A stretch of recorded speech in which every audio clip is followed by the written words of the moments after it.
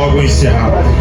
Quando eu abro a minha Bíblia aqui no Evangelho de Jesus, segundo escreveu Lucas, o capítulo 15 fala que os publicanos e os pecadores vinham para ouvir a Jesus. Eles vinham para ouvir a quem?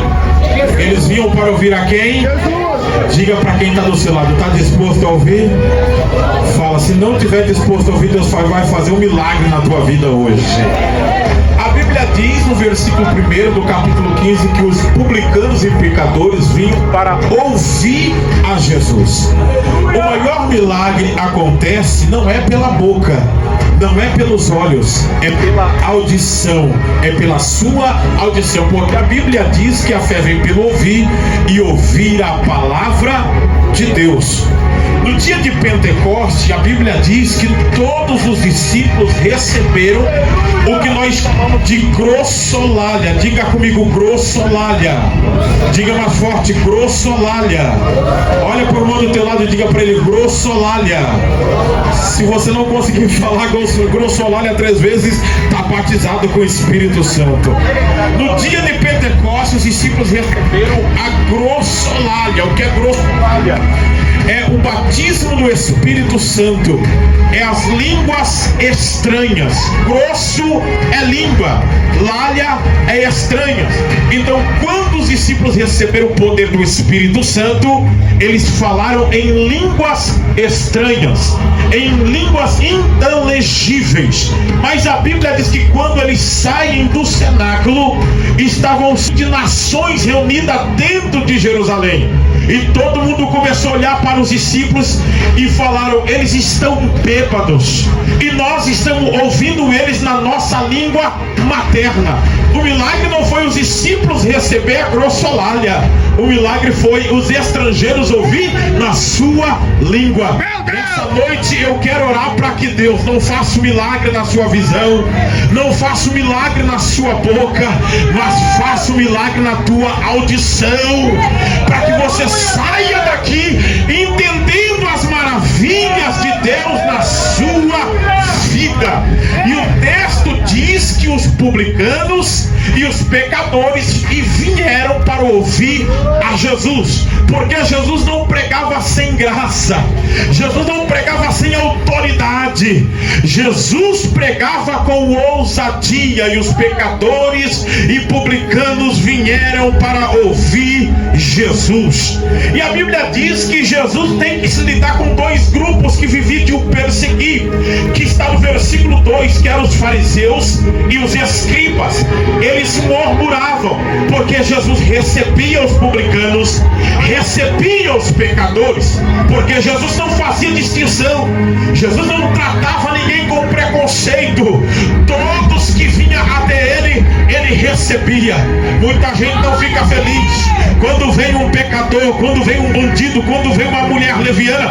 Não fique triste, porque Jesus não morreu de braços cruzados, ele morreu de braços abertos para receber a todos. O problema é seu se você tratar alguém com preconceito.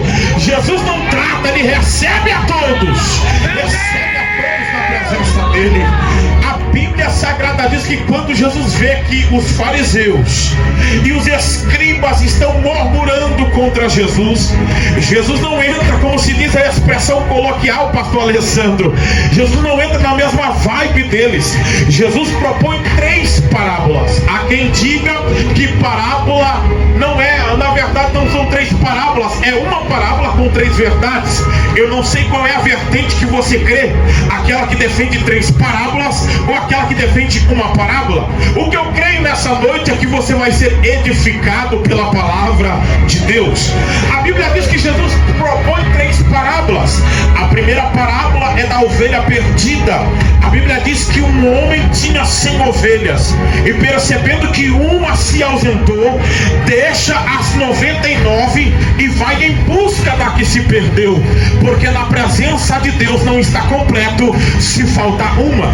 Se faltar uma, está incompleto na presença de Deus, mas logo estará completo quando este alguém que se afastou, desanimou, desviou, retornar para a presença de Deus. A segunda parábola é a parábola da a dracma perdida.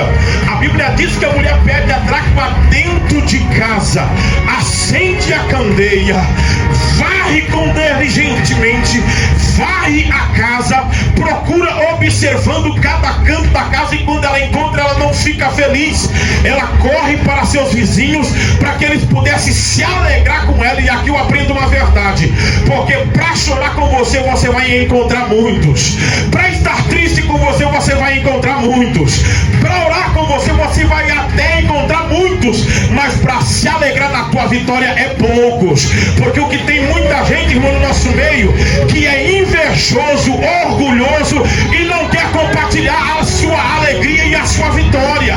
Só se for ele o campeão, só se for ele pregando, só se for ele cantando, só se for ele na bênção que ele dá glória. Mas a sua vitória, muita gente não quer dar glória, não quer testificar e não quer se alegrar na sua vitória, no teu milagre. Mas o cristão de verdade, ele se alegra com você na tua vitória, ele celebra com você nas suas conquistas, porque ele é verdadeiramente cristão na presença de Deus. E a terceira parábola, para começar a pregar e já logo encerrar, é a parábola do filho pródigo. Diga comigo, filho pródigo. Quantos aqui já ouviram a mensagem do filho pródigo? Levanta a mão e dá glória a Deus. Aponta o dedo de profeta para cima, levanta o dedo de profeta para cima. Agora aponte para alguém na sua frente aí, diga para ele, em nome de Jesus, diga os três. Não diga mais forte, faz biquinho para falar, diga os três pródigos. Repita para ele, os três pródigos. Fala para ele, fica até o final, senão não vai entender nada. Olha para cá e prepara o glória a Deus, que eu começo a pregar agora. Eu quero pregar nessa oportunidade sobre os três pródigos do capítulo 15 do Evangelho de Jesus segundo escreveu Lucas. O primeiro pródigo é o próprio filho menor, gastador. A Bíblia diz no versículo 11 e 12 que ele chega para o pai e diz: Pai, da minha parte da herança que me pertence. E o versículo 12 destaca: e repartiu entre eles a fazenda. O texto está dizendo que o pai repartiu entre os filhos a fazenda, porque a palavra não está no singular dizendo ele, a palavra está no plural dizendo eles. Para dar a parte do filho menor, o pai dá a parte do filho maior, porque a lei impedia que o pai desse a parte do filho menor sem que o mais velho recebesse a sua parte. É a primeira lição que eu aprendo. A segunda lição: o pai deveria morrer para que a herança fosse colocada em xeque, para que o testamento fosse colocado na mesa e a herança entre os filhos fosse repartida. Então o filho está quebrando dois princípios. Esse filho menor, gastador, está quebrando dois princípios. Primeiro, ele não respeita o irmão mais velho. E aqui eu abro um parênteses para fazer uma breve aplicação, porque o que tem de gente que está começando agora, chegando agora, nascendo agora, não é brincadeira. Aí está começando agora e acha que porque tem a unção, a graça, a ousadia, o conhecimento, a eloquência, quando vê esses homens de Deus aqui que está na minha frente muito mais tempo, ao invés de bater continência, de respeitar, quer apontar, quer bater: ei meu filho, baixa a bola, você acabou de nascer. Tem gente na tua frente, tem gente mais experiente, tem gente olhando mais, tem gente com graça, tem gente que já sofreu para que você tivesse aqui hoje. Você está começando agora, então baixa a bola aí, diminua teu ritmo aí e glorifica a Deus, porque nós só estamos aqui porque alguém estava na nossa frente, alguém pregou para nós, alguém semeou, e por isso nós estamos aqui na presença de Deus. Eu me lembro de Paulo quando chega na ilha de Malta, pastor Alessandro.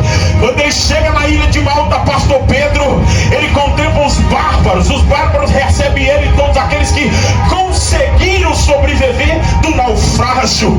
E a Bíblia diz que os bárbaros chamam ele. Quando Paulo olha para os bárbaros, percebe que eles estavam fazendo uma fogueira. Antes de Paulo chegar em Malta, a fogueira já estava acesa. Paulo olha para a fogueira e fica fica se aquecendo, porque ele estava querendo escapar do frio da noite. E a Bíblia Sagrada diz que ele não fica só olhando, ele se afasta um tiro de flecha e vai buscar lenha. Traz a lenha e coloca sobre o fogo.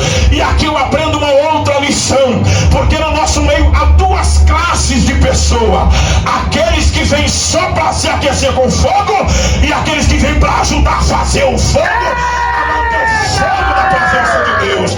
Quem vem só para se aquecer no fogo fica esperando o pregador fazer o fogo, manifestar fogo, fica esperando o cantor fazer Pentecoste, fazer movimento. Ei, meu filho, você está no lugar errado. Aqui não é lugar só para se aquecer, aqui é um lugar para ajudar a colocar lenha, para manter o fogo na presença de Deus. E quem veio disposto a colocar lenha para o fogo não apagar, não fica me olhando com esse olho seco, não fica me olhando com essa cara de bravo, parecendo que foi batizado no pote de vinagre. Quem veio ajudar a colocar lenha no fogo, já levanta a mão, abre a boca e dá glória. Não deixa o fogo apagar. A segunda lição que eu aprendo com o filho pródigo é que ele chega para o pai, ainda com o pai vivo, e pede a parte da herança que lhe cabia. Só que tem um detalhe: não estava ainda no tempo. Ele deveria esperar o pai morrer para tomar posse da herança que ele tinha parte. Quando a Bíblia diz que o filho menor, o filho pródigo, o gastador, chega para o seu pai ainda em vida e pede a parte da herança que lhe pertencia, a Bíblia está dizendo que ele estava matando o seu pai. E aqui eu vou fazer uma aplicação, goste ou você não goste, eu não estou aqui para agradar ninguém, eu vim aqui entregar o recado de Deus. Sabe por que há uma frieza latente nas nossas igrejas?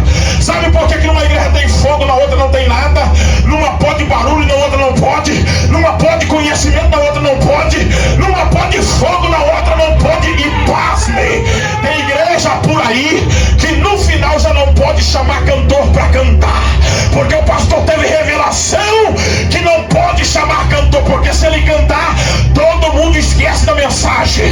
Todo mundo usando o nome de Deus para sua revelação ou para sua autobiografia. Parece Jacó quando se disfarça de Esaú, pega a caça que a sua mãe fez para ele, porque a ideia de se passar por Esaú nunca foi de Jacó, a ideia foi da sua mãe. E quando a sua mãe traz o guisado para Jacó, Jacó coloca as roupas do seu irmão, vai até o seu pai Isaac, e ele fala: tão depressa tu vieste com a caça? E ele fala: Deus me enviou.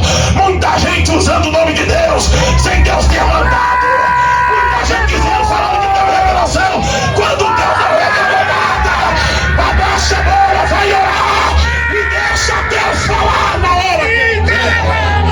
Quando eu olho para o filho pródigo, quando ele pede a parte da herança que cabia para seu pai, ele estava matando o seu pai.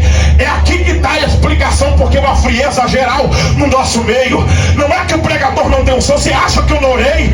Você acha que eu não fiquei babando noite pesquisando a palavra, consagrando?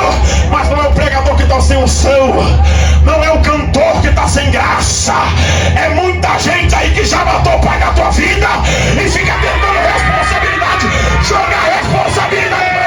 Meu filho, assume que você é filho, que você é gerado e que o pai não está na tua vida, porque onde o pai está tem glória, tem renovo, tem graça, tem batismo no Espírito Santo. Aonde o pai está vivo, levanta a mão para adorar. Só onde o pai está vivo, levanta a mão para adorar. Levanta a mão direita, coloca no ombro do irmão da direita. Levanta a mão esquerda e coloca no ombro do irmão da esquerda. Diga para ele: o pai está morto aí ou o pai está vivo? Se o pai está vivo, tem línguas estranhas. Se o pai está vivo, tem glória. Se o pai está vivo, tem santidade. Se o pai está vivo, celebra, celebra, celebra. Meu Deus! Aleluia! Aleluia! Oh, aleluia! mão e glorifica o nome dele.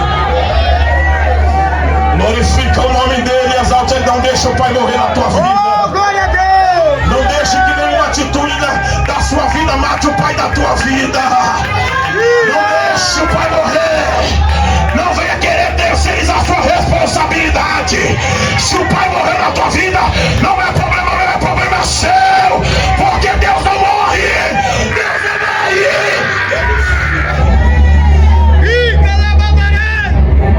Meu Deus! Olha pra cá, vou continuar mais um pouquinho, já prometo encerrar. A Bíblia diz que o pai dá a parte que lhe cabia para o filho mais velho, mas dá parte do filho menor. Eu vou repetir: o pai pega a parte do filho mais velho e dá para ele, pega a parte do filho menor e dá para ele. A Bíblia diz que o filho menor agora junta tudo que lhe cabia e vai para uma terra distante. E aqui eu aprendo outra lição. Quando o pai dá a herança para o filho, ao invés do filho menor permanecer com o pai, ele se afasta da casa do pai. E aqui dá a explicação porque que muita gente vai morrer fazendo campanha, vai morrer na igreja e nunca vai receber nada.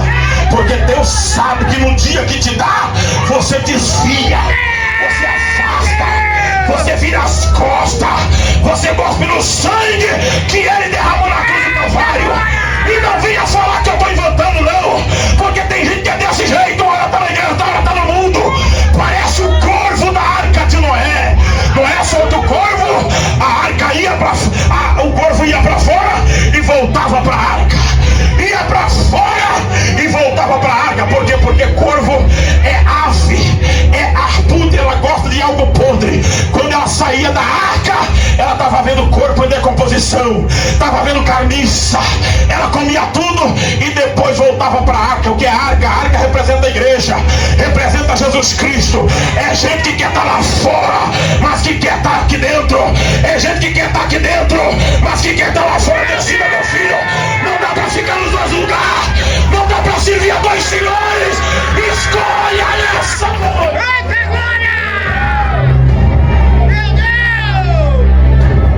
O filho recebe a bênção do pai e se afasta do pai.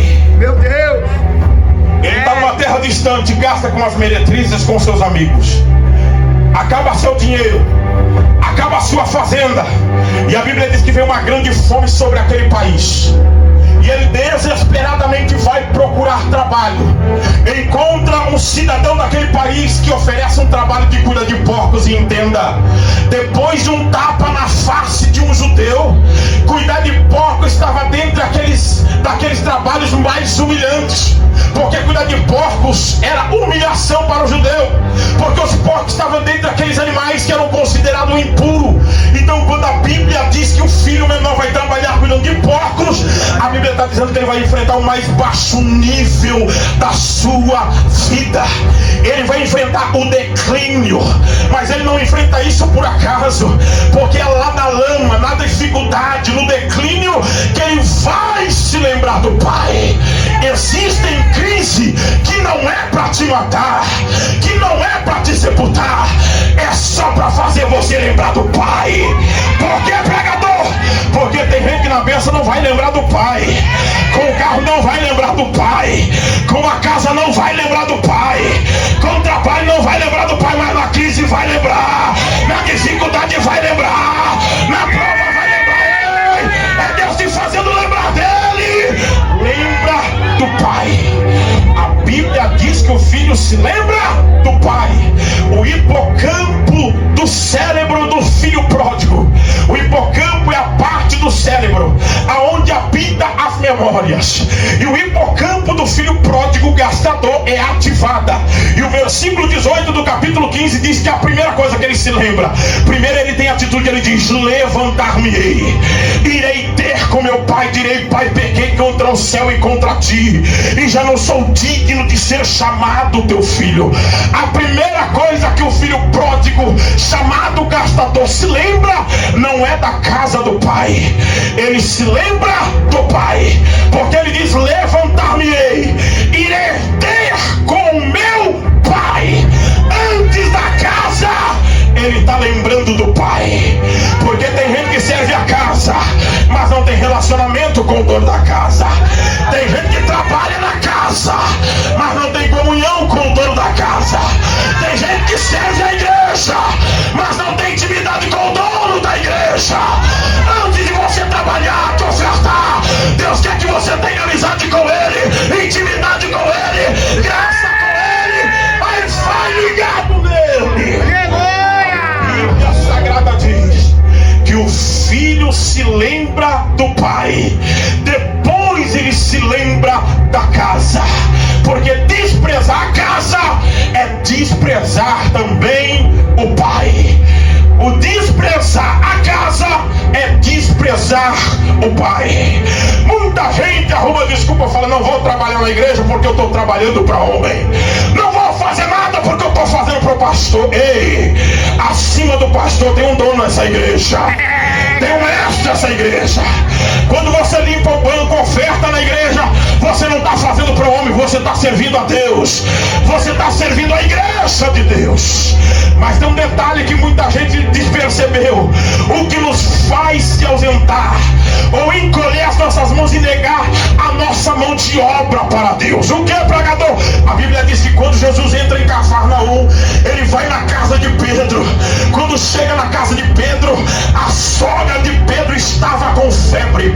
A primeira coisa que a febre provoca é deixar a pessoa sem fome. Muita gente, eu acho lindo isso, irmão. Na hora do louvor a pessoa roda, pula, salta, grita, dança, mas na hora da palavra sobe o glória a Deus, sobe o aleluia, sobe o arrepio, a dança. Por quê? É porque está enfermo, não perdeu a fome, perdeu a vontade de se alimentar. Nesta noite tem alimento para quem quer comer comida. Nesta noite tem pão para quem quer se alimentar. A Bíblia diz que Jesus expulsa a febre da sogra de Pedro. Depois que expulsa a febre da sogra de Pedro, a Bíblia diz que a sogra de Pedro os servia. Em outras palavras, só vai servir a noiva, só vai servir a igreja quem é curado. Quem não serve, quem não trabalha, está doente ainda, meu filho, precisa ser curado. Só quem está curado, levante a mão. Só quem vai servir a igreja do noivo, levante a mão. Só quem vai trabalhar na casa, levanta a mão e dá glória, levanta a mão e dá glória, levanta a mão e dá glória. Olha pro brother do seu lado e diga: eu vou trabalhar. Diga: eu vou trabalhar. Diga: eu vou trabalhar. Diga: a seara é grande, mas poucos são os ceifeiros. Só quem vai trabalhar, levanta a mão e glorifica. Olha pra cá. O filho se levanta e ele vem para a casa do pai. É o segundo pródigo, o próprio pai. No dicionário Aurélio, a palavra pródigo tem muitos verbetes. O que é verbetes? Um monte de palavra debaixo daquela principal, com o mesmo significado ou levando algum significado daquela palavra.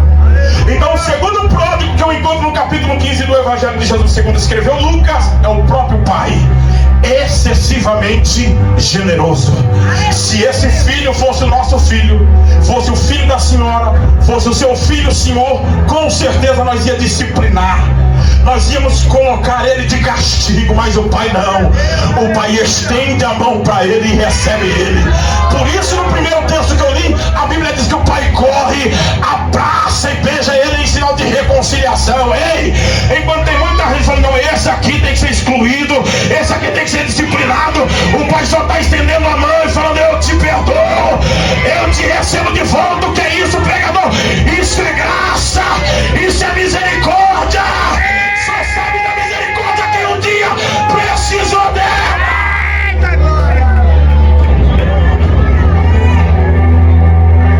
Seja misericordioso, seja misericordioso. Depois que eu me tornei obreiro, pastor Alessandro, a gente vê cada pepino para resolver junto com o pastor em reunião de obreiro. E a gente vê uns que não tem dó. Não, exclui logo, não, chuta logo da igreja, arranca. Misericórdia. Se Jesus fosse fazer isso, irmão, existem situações que Deus até permite, sabia? Embora ele é onisciente, ele permite, como aconteceu com Pedro. Jesus despediu todo mundo tomou um barco, os discípulos tomam um barco. No meio do caminho Jesus vem flutuando, aí todo mundo fica apavorado, é um fantasma. Aí Pedro fala: não é Jesus. Aí ele fala: se é Jesus, literalmente: manda que eu vá contigo. E ele sai flutuando igual Jesus. Eu paro aqui para fazer uma aplicação. Quem mais flutuou além de Pedro? Ninguém. Então corajoso foi ele. Quando alguém quiser falar mal de você, fala: foi eu que tive coragem, foi eu que enfrentei a luta, foi eu que peguei o leão e matei, foi eu que derrubei o urso, para a glória de Deus. A Bíblia diz que Pedro olhou para a tempestade e ele começa a afundar. E agora entra o detalhe da mensagem. Ele não pede ajuda para quem estava no barco, ele pede ajuda para Jesus. Porque quem estava no barco, embora eram amigos, embora eram discípulos, não podia ajudar.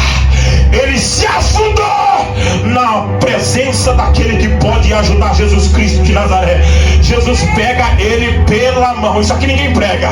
Jesus pega ele pela mão. Como é que você acha que ele voltou para o barco? Flutuando com Jesus Cristo de Nazaré.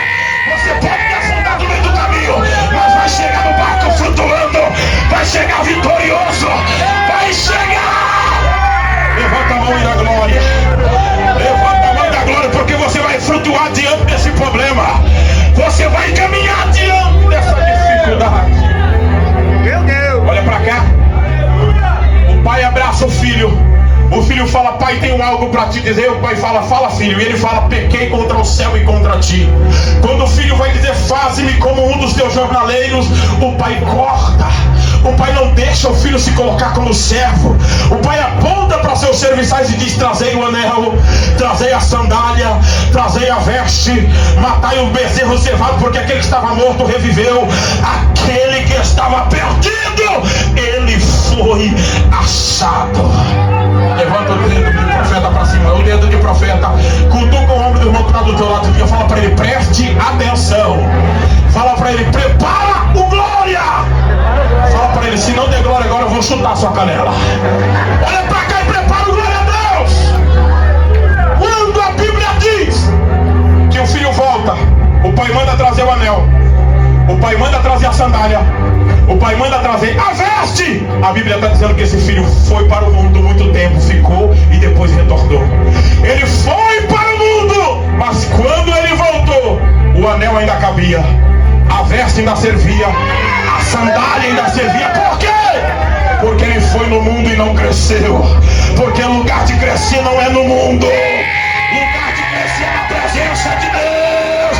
É aqui que você vai crescer, é aqui que você vai prosperar. Eu vou falar até você da glória. É aqui que você vai crescer, é aqui que você vai prosperar, é aqui que você vai crescer, crescer, crescer, crescer. Você vai crescer na presença de Deus. Meu Deus! Pai honra o filho, tá dando uma festa. E agora eu encerro. Aí aparece agora o terceiro pródigo. Diga comigo: primeiro pródigo.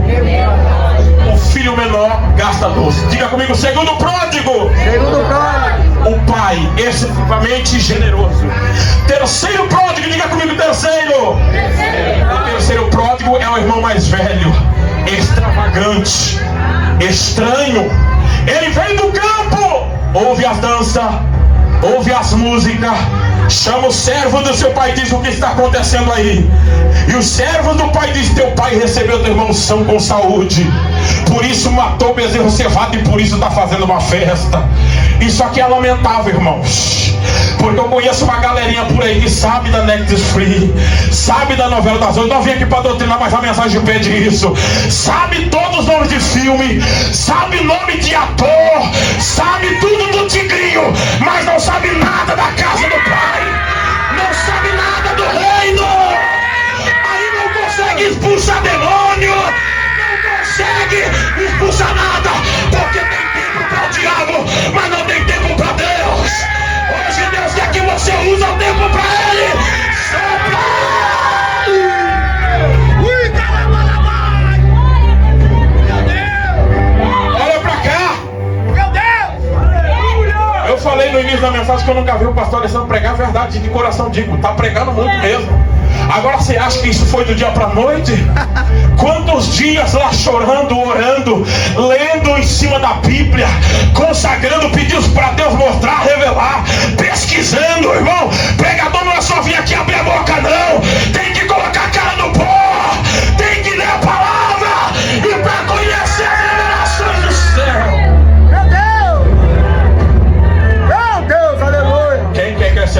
presença de Deus. Quem quer saber mais do reino de Deus? Sabe por que eu leio a Bíblia desde pequeno? Eu já li a Bíblia capa a capa 4 vezes. Eu vou te falar, era tudo por força. A minha mãe pegava um cajado de goiaba, só o cajado não doía, irmão. O problema é quando ela apresentava o cajado em oração, aí doía o dobro. Aí ela falava de manhã, na oração, na hora do café, fala um versículo da Bíblia de cor. Se não soubesse, irmão do céu, saía com as costas vermelhinhas. Eu ficava bravo, falava, misericórdia, quer fazer gente ser crente à força.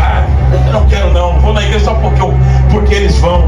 Mas com o tempo eu fui entendendo as coisas e hoje eu posso falar, nunca fui preso, nunca roubei, nunca matei, nunca cheirei. Minha mãe soube me criar na presença de Deus. Não sei nada do mundo, mas sei um pouquinho de coisa acerca da palavra de Deus e o reino de Deus. O pai sai para fora da festa, tenta colocar o filho para dentro, e o filho começa a falar para o pai: há tanto tempo te sirvo, sem nunca transgredir um dos teus mandamentos, mas veio esse teu filho que gastaste com as meretrizes, gastou a tua fazenda, e tu deste o cabrito para ele, tu deste o bezerro cevado para ele, mas para mim e para meus amigos tu nunca me deste um cabrito. A primeira coisa que eu aprendo com esse filho mais velho, que é chamado de pródigo também, que é estranho, que é extravagante, ele trata o pai como patrão e ele como funcionário, porque ele diz: há tanto tempo te sirvo. Deixa eu te dizer uma coisa, Deus não é teu patrão não, Deus é o teu pai. Deus é o teu pai. Se você não começar a servir a Deus com relacionamento, não adianta você ter chefe na terra, não adianta você ter muito dinheiro, que nada vai comprar essa intimidade. Você tem que ter relacionamento com o pai. Estranho não pode entrar na casa, tem que pedir licença, tem que pedir água, mas quem tem relacionamento, que é filho, entra a hora que quiser, come a hora que quiser,